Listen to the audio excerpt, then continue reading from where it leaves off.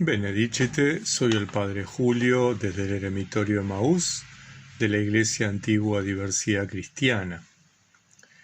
Continuamos compartiendo los comentarios que hace el igumeno Charitón en el libro El arte de la oración. En el día de hoy vamos a compartir un texto que titula El fuego del Espíritu y hace referencia a aquella primera carta a los tesalonicenses en el capítulo 5 del versículo 19, en que San Pablo exhorta: no extingáis el espíritu. Y reflexiona sobre la situación del hombre actual, del hombre de su contexto, que no difiere mucho de nuestro contexto, ¿verdad? Tiempos en que estamos preocupados por infinidad de cosas, el salario, los gastos, llegar a fin de mes, las compras, aquellas cosas que nos ofrece el mercado, las demandas que nos despierta la sociedad, y pareciera que nos olvidamos de lo que realmente es importante. Nos olvidamos de nuestro destino eterno, como si nuestra vida fuera únicamente aquí y ahora, y que una vez después de muertos no va a pasar nada. No nos preocupamos de nuestra eternidad, no pensamos en nuestra eternidad, no proyectamos nuestra eternidad. Y entonces el igumeno Charitón plantea que el hombre, en ese contexto, en esa situación de atacar las urgencias y no proyectarse a sí mismo, a proyectarse a largo plazo, proyectarse a la eternidad, proyectarse a la vida con Dios, bueno, llega un momento que la gracia, cuando se instala, cuando nos abrimos a la gracia, ella enciende en nosotros el fuego del Espíritu a través de una vida espiritual, una vida virtuosa. Hoy en el siglo XXI diríamos una vida ética, una ética de acuerdo al Evangelio de Jesucristo. Tened pues cuidado, dice, de no extinguir el espíritu. Toda mala acción extingue esa luz, la murmuración, las ofensas o cualquier otra análoga. La naturaleza del fuego es tal que a todo lo que le es extraño lo destruye, mientras que a todo lo que le está emparentado lo fortifica. Esta luz del espíritu actúa de la misma manera. Ciertamente, la luz del espíritu que se instala en nosotros es capaz de alumbrar todo el entorno de la vida espiritual, llegar a cada rincón de nuestro lugar oscuro. Por lo tanto, es capaz de destruir la oscuridad, es capaz de vencer la oscuridad. Hay que dejar que ese espíritu actúe, hay que alimentar ese espíritu, y la forma de alimentarlo es a través de la oración. Plantea el igumeno Charitón que la fuerza estimulante de la gracia, que hace que el espíritu se encienda en nosotros, ese fuego espiritual, esa vida virtuosa, esa vida ética, está acompañada o está impulsada por esfuerzos, distintos esfuerzos que vamos haciendo. Sin lugar a dudas, la oración de Jesús es uno de ellos. Orar constantemente. La oración litúrgica es otro de esos elementos. La lección divina es otro de esos elementos. Las vigilias es otro de esos elementos. Los ayunos es otro de esos elementos. Toda esa ascesis monástica vivida, practicada en el silencio y en la soledad. Pero plantea que esos esfuerzos son solamente una preparación para recibir la gracia. Nada de eso que hagamos, ninguna de esas prácticas de por sí nos va a llenar de la gracia de Dios, porque la gracia es la gracia. Dios la da a quien quiere, cuando quiere y en la medida que quiere. Es gratuidad, es entrega gratuita de Dios. Por lo tanto, toda nuestra práctica, toda nuestra ascesis contribuye a que la gracia se instale y que la gracia encienda el fuego del Espíritu en nosotros. Pero nuestras obras no encienden el Espíritu. Nuestras obras no hacen que el Espíritu esté actuando en nuestro interior. Trabajad con una confianza esperanzada, dice. La gracia de Dios llegará y pondrá todo en orden. De eso se trata. Llevar adelante la ascesis monástica con confianza de que nosotros no podemos, de que aquellas cosas que logramos es fruto de la gracia, es producto del Espíritu que obra en nosotros. Y entonces el igumeno Charitón nos habla sobre los signos de ese abrazamiento del Espíritu. ¿Qué es lo que pasa en nosotros cuando el Espíritu se enciende, cuando el Espíritu ilumina todo nuestro interior, cuando disipa todas las oscuridades, cuando combate todas las oscuridades, cuando destruye todas las oscuridades? Dice, citando a la carta a los Romanos, felices en la esperanza, pacientes en la prueba, perseverantes en la oración. Romanos 12:12. Tales son los signos del abrazamiento del Espíritu. Esperanza, paciencia, perseverancia en la oración. Esos son los frutos que el Espíritu hace que germinen en nuestro interior. Aquel que arde en espíritu trabaja con celo por el Señor. Espera de Él la realización de sus esperanzas. Supera las tentaciones que encuentra, afrontando pacientemente sus ataques y llamando sin cesar en su ayuda a la gracia de Dios, dice Teodoreto. Y Juan Crisóstomo añade, todas estas cosas sirven para mantener ese fuego, la llama del Espíritu. Así que, hermanos, esperanza, lucha o combate espiritual, paciencia y oración son los frutos que el Espíritu hace que surjan en nuestro corazón.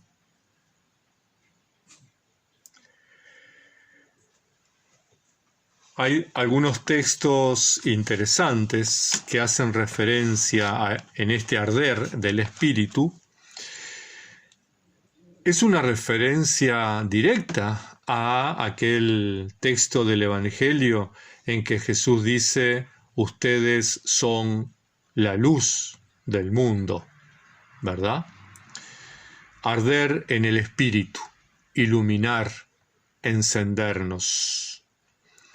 Si queremos inflamar el espíritu, debemos tomar conciencia, dice, de la mala orientación de nuestras actividades, sobre todo de su orientación hacia las cosas mundanas y terrenas. Y debemos entrar más profundamente en la contemplación de lo que es divino, santo, celeste y eterno. Lo más importante es comenzar a actuar de una manera verdaderamente espiritual. Entonces el Espíritu comenzará a arder en nosotros y el don de la gracia que permanece en nosotros se desarrollará y llegará a ser un calor en nuestro corazón.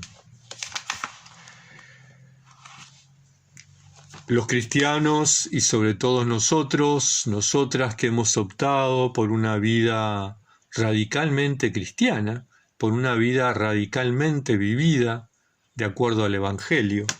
San Benito dice en el prólogo a la regla, cuando se refiere a quienes abrazan la vida monástica, tomando por guía el Evangelio.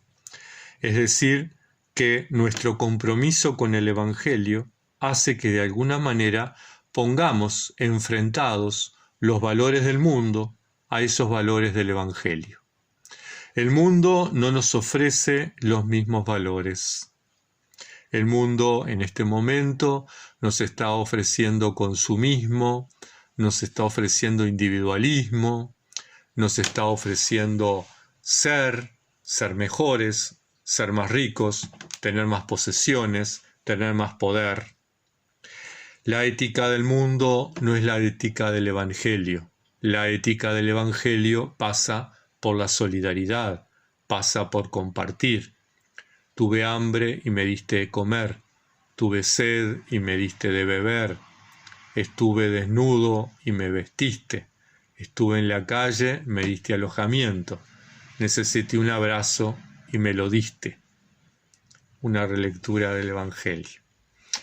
Y es que la ética del Evangelio nos obliga, nos insta, nos urge a imitar a Jesús, que pasó haciendo el bien, dice Hechos de los Apóstoles.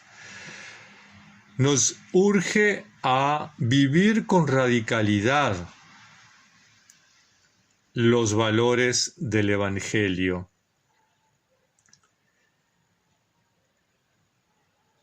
Dice el profeta Oseas y el profeta Jeremías que cuando nosotros nos enfrentamos a esa disyuntiva entre los valores de Dios y los valores del mundo, tenemos dos opciones. O somos coherentes con nuestra opción de vida, o de lo contrario caemos, cuando optamos por los valores del mundo, en un pecado de idolatría. Dejamos de adorar al Dios verdadero para adorar al Dios dinero, al Dios mercado, al Dios consumo, al ser, al tener, al poder. De alguna manera nos transformamos en adúlteros, como Israel, cuando dejó a Dios y se fue tras los ídolos. Es un pecado de adulterio, porque nosotros hemos optado una opción de amor por el Señor, un vínculo de amor, un vínculo amoroso. Y si traicionamos ese vínculo, si traicionamos a aquel que nos ama entrañablemente, aquel que se nos dona, aquel que sale al encuentro, aquel que quiere construir con nosotros un proyecto de vida, un proyecto sólido y eterno, lo que estamos haciendo es adulterio, es idolatría.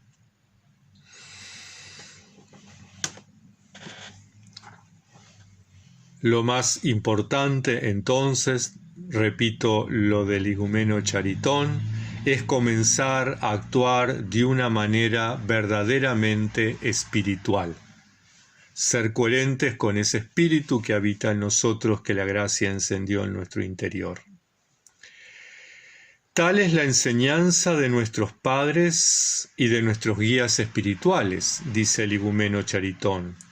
San Juan Crisóstomo, después de haber descrito diferentes maneras de actuar con firmeza y decisión, agrega: si hacéis esto, alcanzaréis el Espíritu, y cuando el Espíritu permanezca en vosotros, os hará fervientes en todo aquello a lo que me he referido. Y cuando estéis inflamados por el Espíritu y por el amor, entonces todo será fácil. ¿No habéis nunca constatado de qué modo el toro llega a ser terrible cuando siente el fuego sobre su espalda? Vosotros seréis igualmente insoportables para el demonio si conserváis en vosotros estas dos antorchas inflamadas, la gracia del Espíritu y el amor. Por otra parte, el igumeno Charitón, citando al bienaventurado Teodoreto, que habla con más detalles, cita: el apóstol llama al Espíritu un don, es decir, un don de la gracia que anima nuestro espíritu.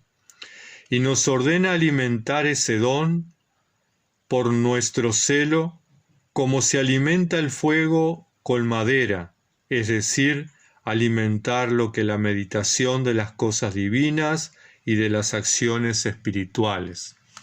Así como en la estufa, en la cocina a leña, mantenemos vivo el fuego echándole leña, es necesario que este espíritu sea alimentado en nuestro interior.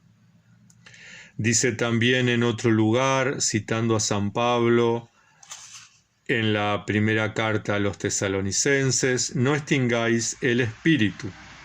Los que extinguen el espíritu son aquellos indignos de la gracia, porque no mantienen puro el ojo de su espíritu, y que de ese hecho no perciben los rayos de la gracia. Es así que la luz es tinieblas para los ciegos físicos. En pleno día están en la noche.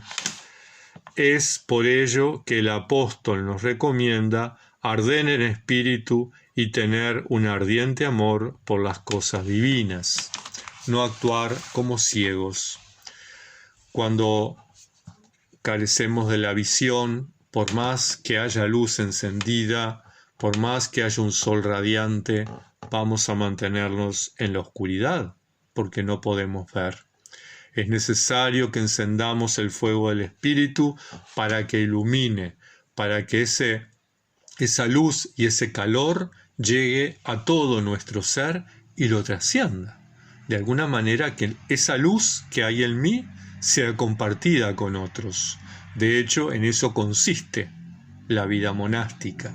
No quedarse en la soledad y en el silencio, uno gratificándose a sí mismo con los dones de Dios, sino compartiéndolos a la Iglesia y a la humanidad.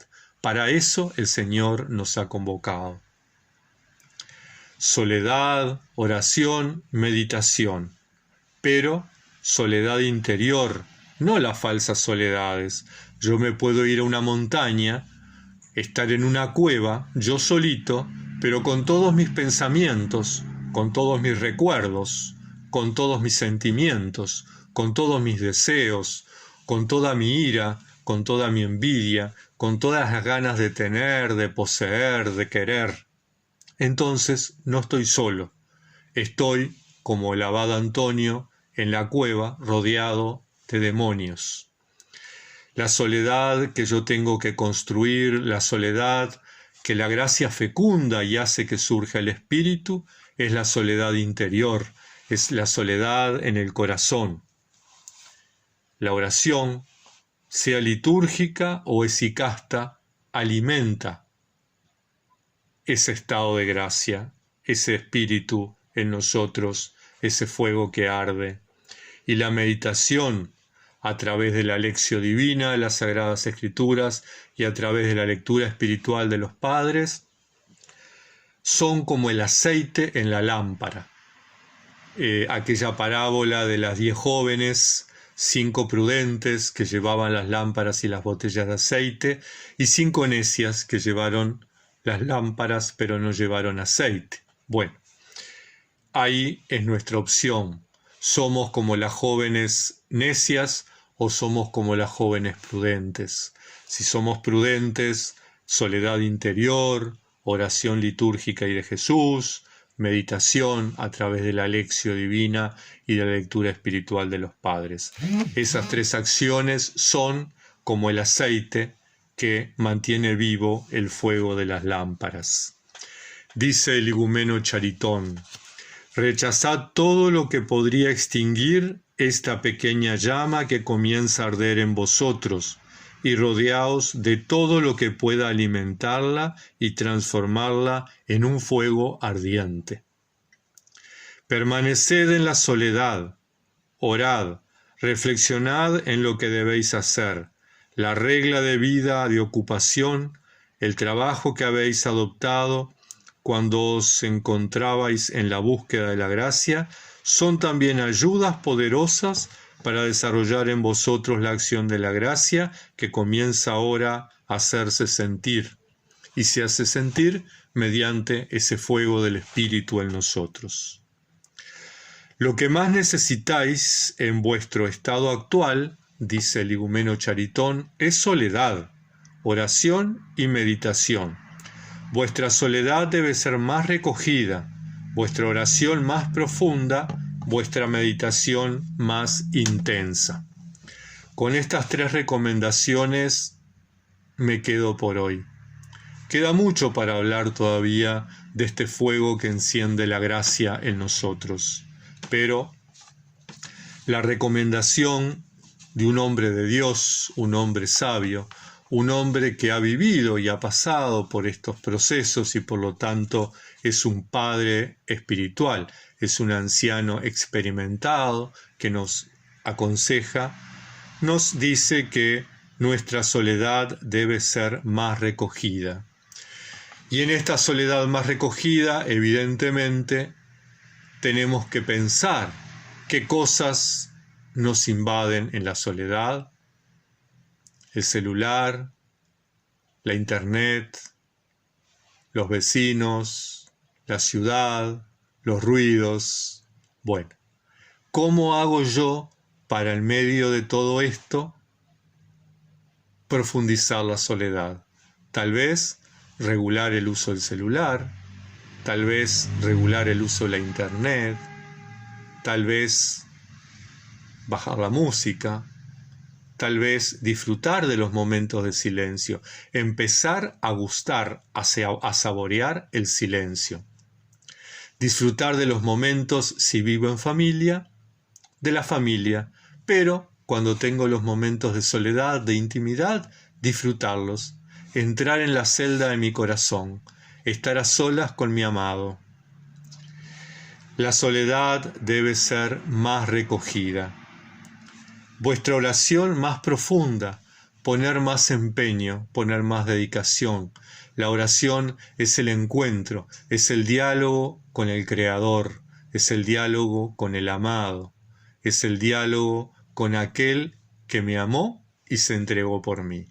Entonces es necesario que pongamos todo ese esfuerzo, pongamos toda esa atención, toda esa dedicación para que cada vez la oración sea más profunda. No nos conformemos con una oración profunda, no nos conformemos con algunos efectos de la gracia. No hay límite, no hay límite. Los padres hesicastas llegaron a contemplar el rostro de Dios, llegaron a vivir en la luz inaccesible, en la luz que nunca se extingue, en la luz de la transfiguración. Nada se limita. En el mundo de la oración siempre hay más hasta que lleguemos a zambullirnos como en una piscina en el misterio de Dios. Y nuestra meditación más intensa. Dediquemos tiempo a la lección divina, tomemos las Sagradas Escrituras y rumiémosla. Gustemos el encuentro con Dios en las Escrituras y en la lectura espiritual de los padres monásticos y de los padres de la Iglesia. Hermanas, hermanos, estos son los elementos, son el aceite que mantiene viva la llama del Espíritu. Pidámosle a la Santa Madre de Dios que nos acompañe, que nos proteja, que nos mantenga fieles en este tiempo hasta el próximo encuentro. Muchas bendiciones.